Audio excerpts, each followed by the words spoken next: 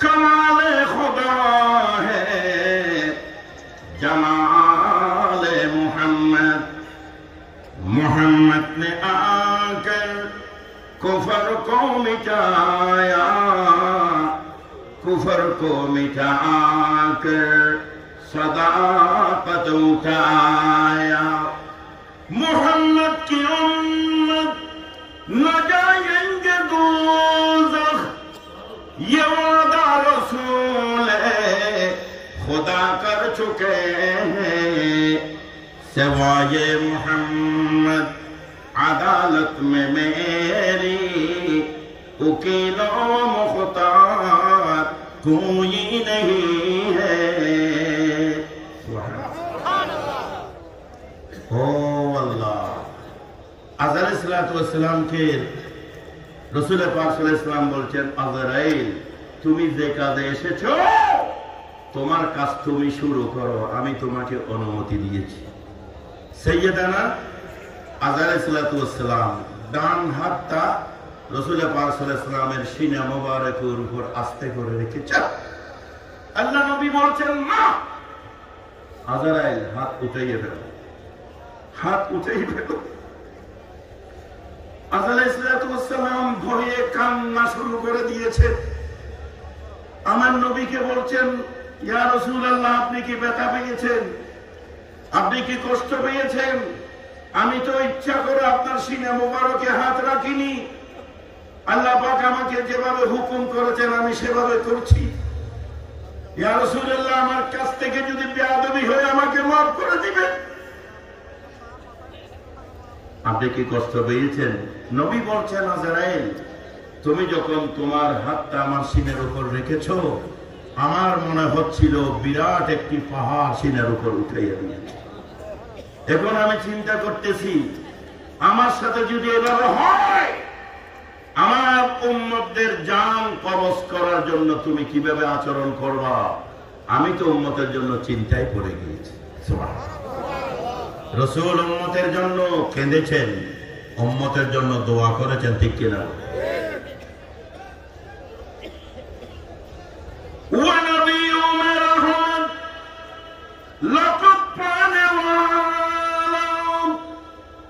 मुरादे गरीबों की बरलाने वाला, फकीरों का ज़ईफ़ों का मलजा, यतीमों का वाली, गुलामों का मौला। उतर कर हिरान से सुए कौम आया और एक नुस्खे कीमिया साथ लाया। सलातुनिया रसूलुल्लाह अलैकुम, मुझे हाजत खुदाई की नहीं है, मुझे दो गज़ मदीना से ज़मीं दे। सलातुनिया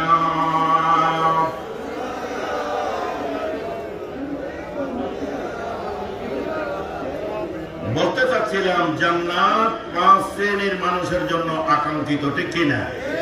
এই 5 শ্রেণীর মানুষের মাঝে 1 নম্বর হলো তালিল কোরআন, যারা কোরআন শরীফ তেলাওয়াত করে।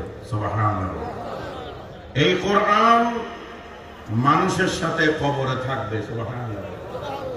মানুষের মৃত্যুর পর পৃথিবীর কোন বন্ধু যত ধরনের আপনজন হোক না কেন, মৃত্যুর পর কবরে গিয়ে সঙ্গ দিতে বলবে এমন কোন বন্ধু আছে? জোরে বলেন, বন্ধু আছে? নিজের স্ত্রী বলবে তাড়াতাড়ি দাফন করে দাও, বেশিক্ষণ রাখলে দুর্গন্ধ বের হবে, পৌঁছে যাবে, ঠিক কিনা? ছেলেও বলে খবর দিয়ে দাও, মেয়েও বলো খবর দিয়ে দাও।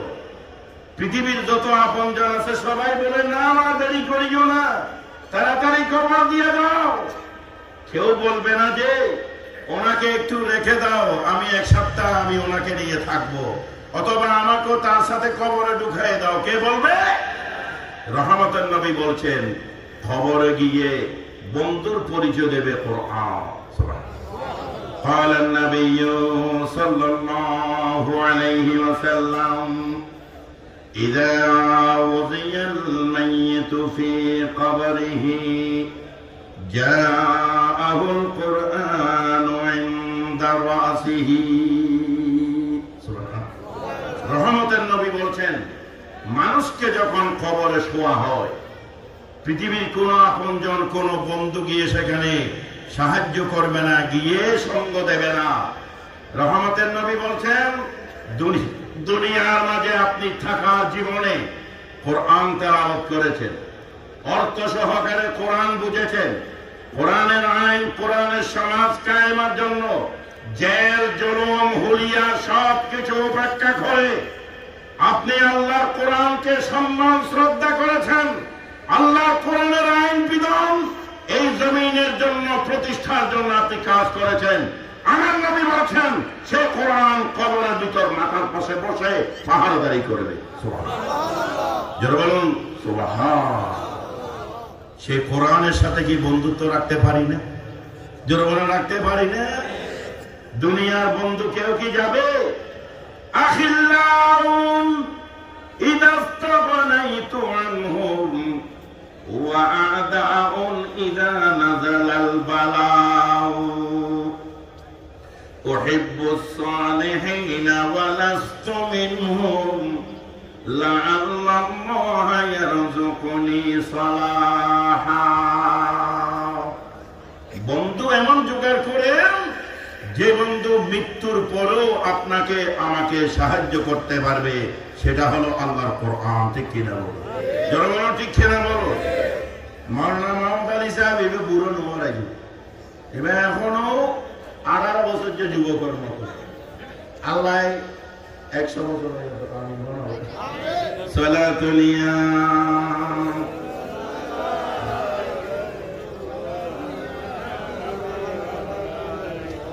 আল্লাহ কোরআনের সাথে সম্পর্ক করুন। ছোটবেলায় আমরা দেখেছি মুসলমানদের ঘর থেকে কোরআনের তেলাওয়াত আসত।